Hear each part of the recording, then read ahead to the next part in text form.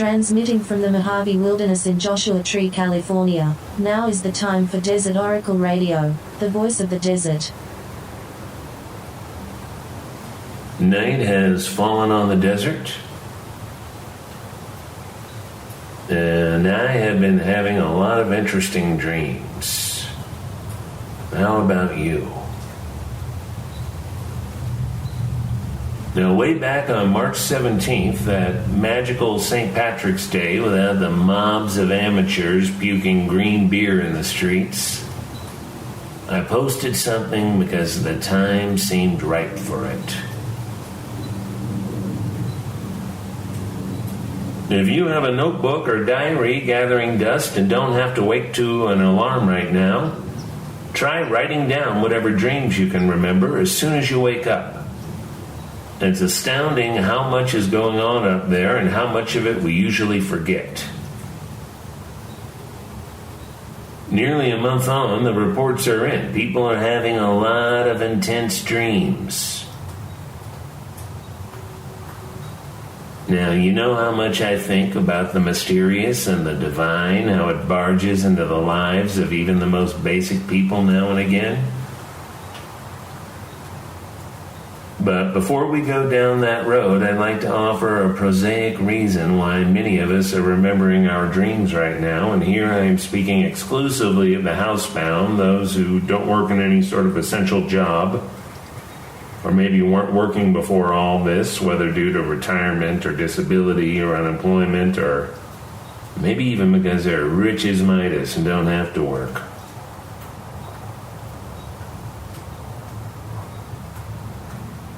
When you don't wake to an alarm, you tend to remember more of your dreams. When you don't need to bolt out of bed and run to the day's mundane task and the time clock and the commute and the calendar on your computer that does your thinking for you, you have a moment to reflect, to ponder, to run through some things in your head. People who are afraid to be alone with their thoughts, I've found, usually don't have many thoughts to start with.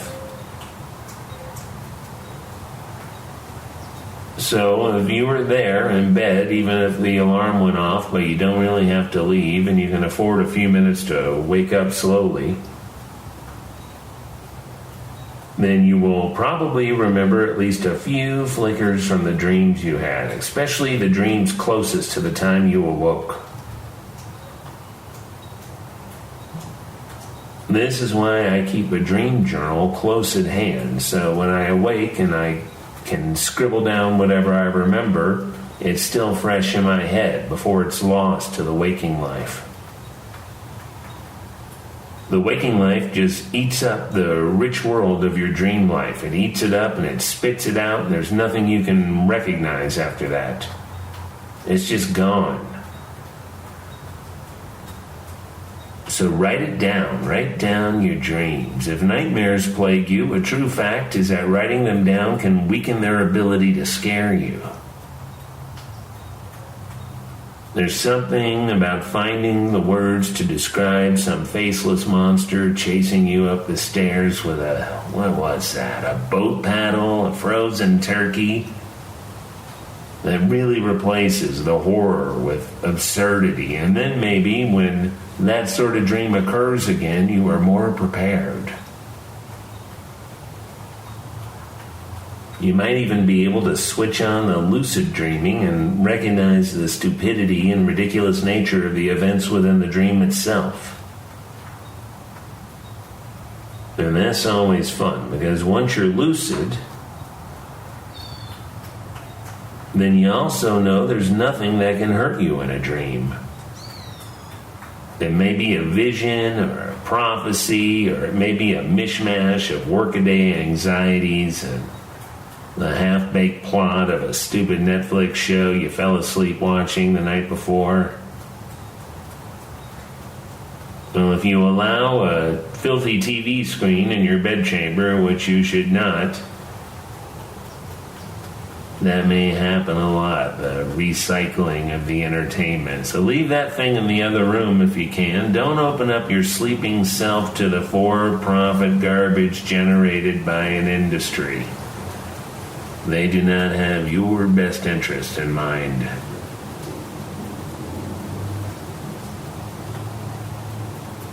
So my assumption here, based on my own experience and the experiences of many others who have reported on their dreams, is that having a few extra moments to reflect when you wake is what gives you the space to remember the dreams you just had. Just before waking, at least. That's why we think we're having more dreams right now. We've got a little more headspace, those of us who are under lockdown, and that's most of the world now. Again, except for the essential workers doing the essential work at great risk to themselves and generally with no choice in the matter.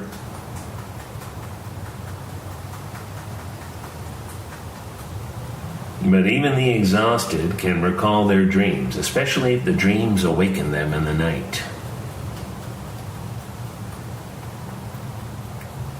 So write down your dreams. Write as much as you can remember as quickly as you can.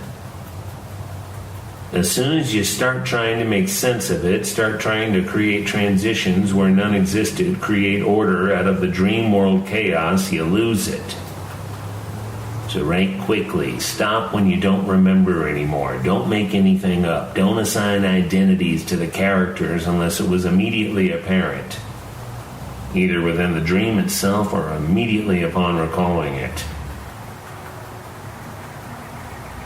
Later, once it's written, you can reflect upon what it meant, spin some theories, think about if maybe you can get a Netflix series of your own from that weird dream about a bull elk with Jimmy Kimmel's mouth that was following you through an empty airport terminal while an old advertising jingle played softly over the PA system.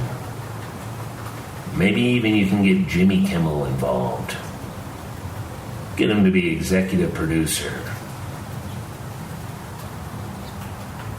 Dreams can and should be watched for waking world significance.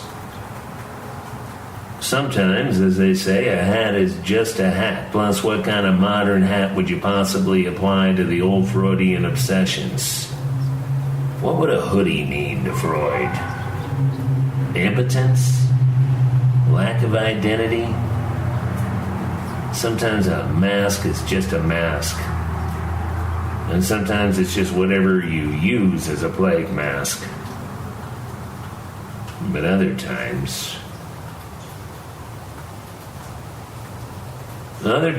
dreams are windows to the soul, windows through which the gods of time and fate and inspiration and longing and doom speak to us through us. Dreams can be individualized messages or beacons or directions, but they can and often are something like a Zoom meeting, what everybody's thinking, what everybody fears. The Austrian philosopher and psychiatrist Carl Jung broke with Freud in 1913 over Freud's insistence that the whole of human consciousness was little more than the torrents of sexual repression and other dull desires. Creating the new field of analytical psychology to address the much deeper mysteries of human consciousness, Dr. Jung listened to his patients' dream recollections not just as personal and biological turmoil, but as evidence of connections to a wireless data stream that connects all of humanity, all of biological life. And within these streams of ancient and modern information, he began to note many dreamers' uncanny glimpses of the future.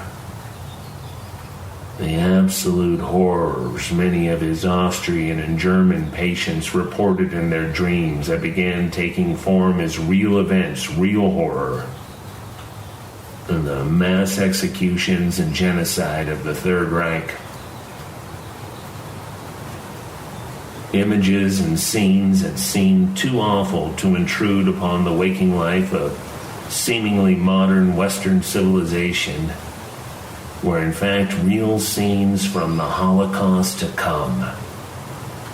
Scenes that would not truly be understood until after Hitler's defeat, after the destruction of the Nazis and the liberation of the death camp survivors, and the hideous testimony from the Nuremberg trials.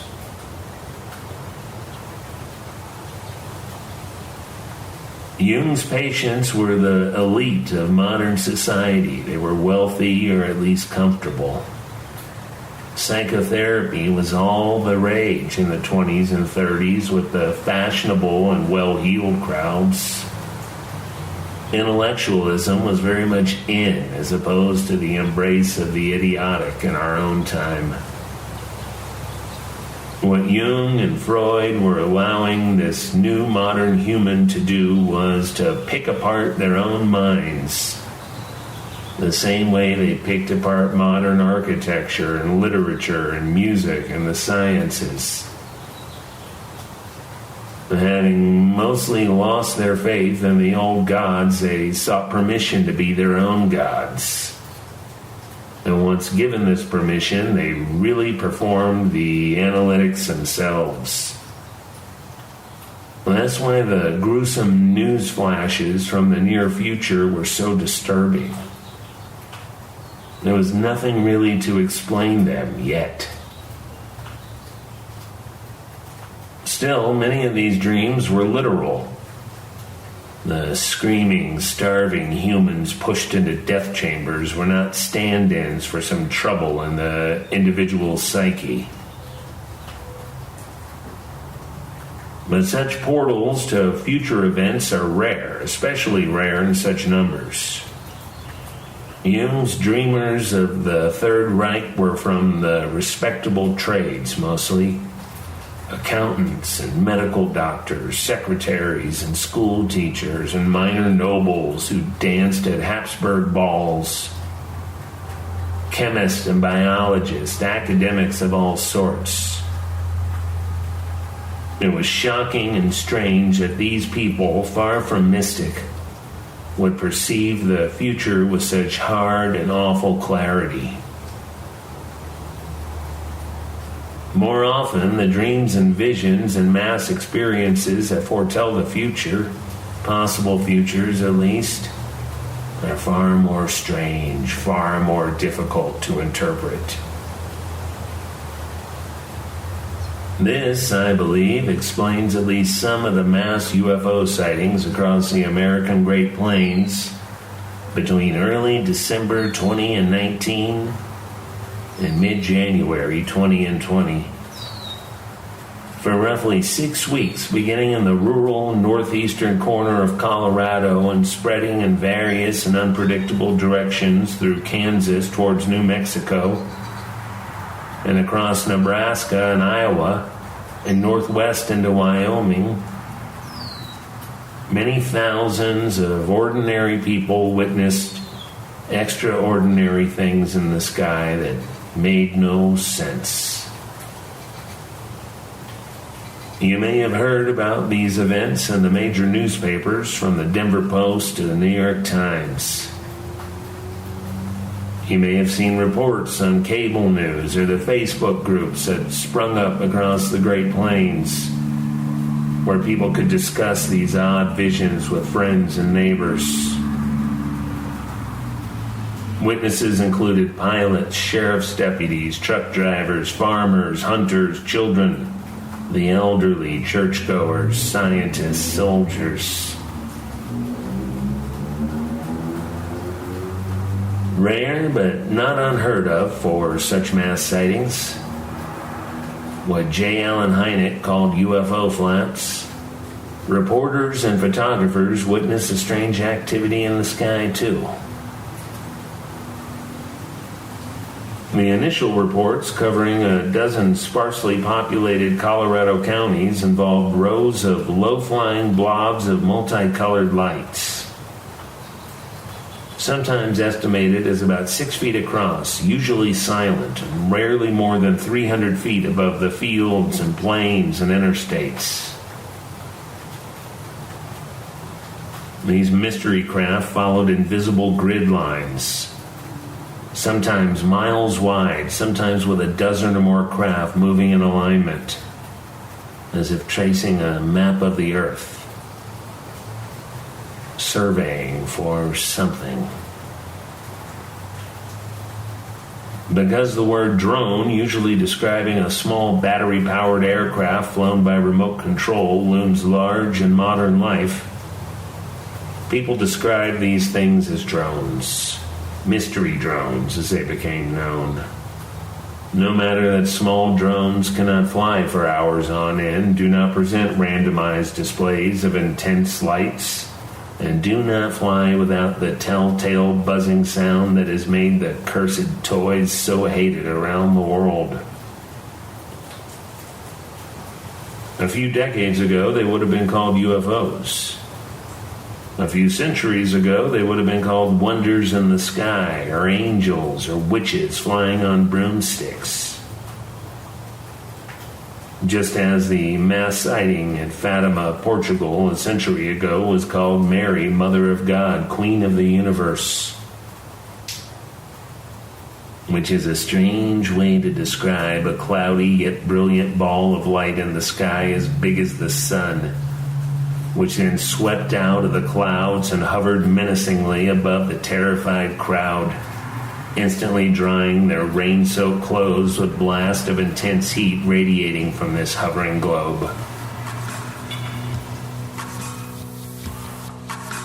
But over the Great Plains, beginning just after Thanksgiving of 2019 and peaking in January of 2020, we threw the word drones at the mystery. Weather cams recorded dozens of odd, pulsing lights flying low on the horizon. Many witnesses described what they called a mothership, too. Much bigger and brighter than the lower flying craft. This mothership kept watch. When the smaller craft blinked out, the mothership shot straight up into the night sky, disappearing in a point of light. Not all of the mystery drones flew in robotic grid patterns. Sometimes they shined their powerful spotlights into farmhouses. Sometimes they paced sheriff's deputies driving the back roads and highways. And they had a strange effect on the ground, too. When the drones passed overhead, cell phones and even wired internet connections went dead. In 4 states, multiple witnesses reported that the bright flashing lights would blink out when people on the ground so much as reached for their cell phones. Nonetheless, photos and video of the Night Stalkers can be found all over the internet, although a little more of it disappears every day. Many of the Facebook groups have gone dark. Witnesses were tired of being berated by griefers or harassed by journalists and UFO fanatics. One sheriff's department after another first encouraged reports and then suddenly shot down those efforts. The Federal Transportation Department secretary, who happens to be Mitch McConnell's wife, went on the record as saying the mystery craft were unknown and unsolved. The FAA and the military bases of the Great Plains and Intermountain West denied any knowledge of the craft, only saying that such flights were likely illegal and completely unauthorized, if the pilots could ever be found, which they were not. Despite thousands of people on the lookout, as Colorado's Department of Public Safety requested in January, nobody ever saw a mobile launch vehicle on the ground from where the mystery drones would have had to have been launched. Nobody ever saw one of the alleged drones take off or land. While many claim to be ready to shoot the night intruders out of the sky, it never happened. The things were untouchable. And by the middle of February, reports had dropped to a trickle of what they had been in early January. By then, people who rarely glanced up at the night sky were out in numbers, eagerly misidentifying every commonplace thing in the sky as a sinister invader. The planets, commercial aircraft, stars, and especially the SpaceX orbital Starlink satellites that began appearing with regularity just about this time. No matter the difference between orbital lines of pinpoint satellites and low-flying craft shining spotlights into truckers' cabs and bedroom windows. Such things likely have no material world explanations. It is left to the diviners and oracles to attempt to make sense of them. And so, cognizant of my job title in this radio operation, I say these frightening mysteries that began in early December and peaked around New Year's were an omen of what was on the way to America. Maybe, as Jung theorized, these visions are generated by the electrical power of our own minds, our own combined consciousness. A psychic alarm bell, a warning. Get ready, get ready. Who looks outside, dreams. Who looks inside, awakes. In all chaos there is a cosmos. In all disorder, a secret order. Thus spake Carl Jung.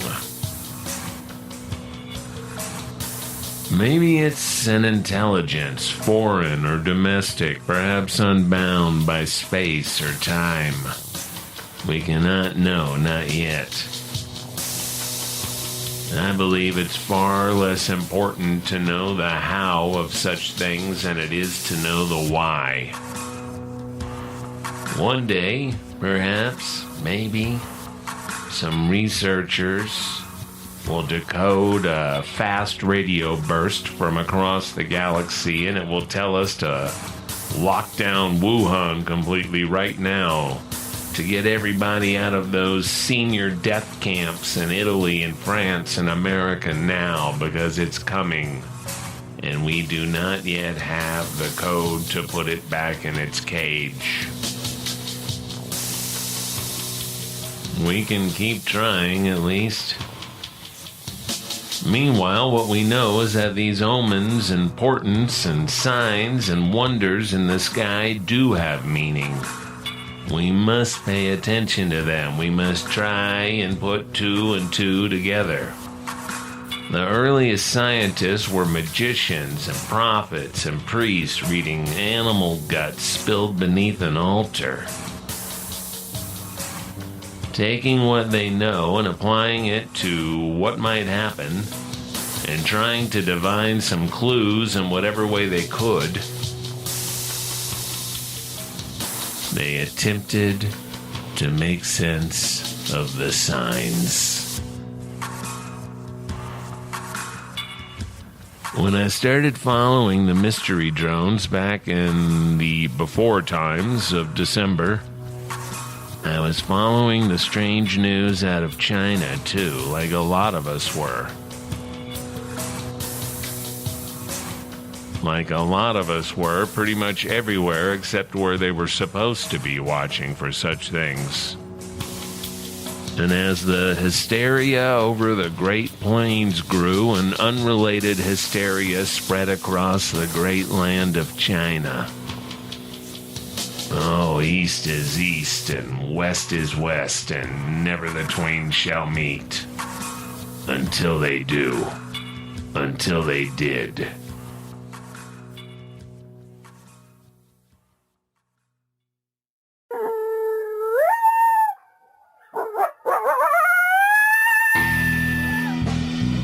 until they did in our little global community where the health and wealth of all is the health and wealth of one.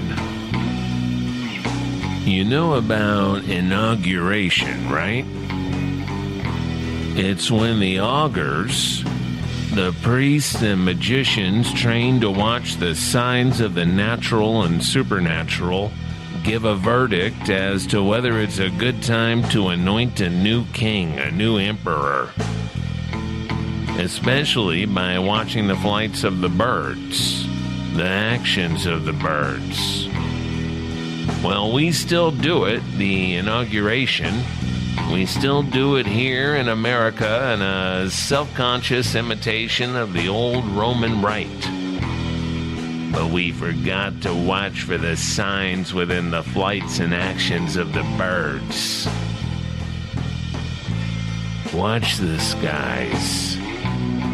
Not for Hollywood sci-fi licensed characters and basic cable, basic fiction, but for signs importance. Such things may not hold the concrete answers, but they can tell us when the storm is coming. They can tell us to prepare, to watch the horizon, to know that the next big bad thing that's likely to happen is really about to go down. This time, coming soon. From Amboy to Zzyzx and across the Great Mojave Wilderness, this is Desert Oracle Radio, and I am your host, Ken Lane. We broadcast from Joshua Tree. We've got a Patreon set up as well. Much appreciate all of you who chip in a bit to keep the operation going out here in the Great American Desert. And we much appreciate you listening to this program during these weird times. And when times are good, too. And times will be good again. Hang in there, buddies. Good night from the voice of the desert.